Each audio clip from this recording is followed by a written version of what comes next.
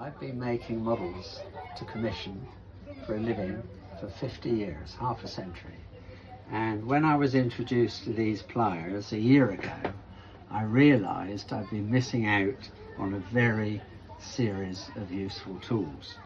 The main point being that they all have parallel jaws, which means you can hold little tiny components without them spinning or slipping in the jaws, which is very important when you're making models. So for example, all these little tiny rigging blocks you see on the model here, when I was stropping them with stainless steel wire, I needed to be able to hold them without crushing them, because they're made of boxwood, and without them spinning. And these were very good, the smooth jaw, flat jaw pliers.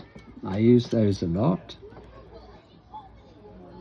because they're parallel, and these I use the most because obviously the smaller the plier jaws, the more useful they are on small scale models. But if I was building a bigger model, then the bigger jaws would be more useful. And then this pair, very, very useful for using fine wire and creating eye bolts and bending wire around, and the wire doesn't slip when you're using them. And as a result, I've used them quite extensively building this model over the last 2 years and 4 months. And this is my 64th commission, and I wish I'd known about these pliers for the other 63, because they'd have made all the difference.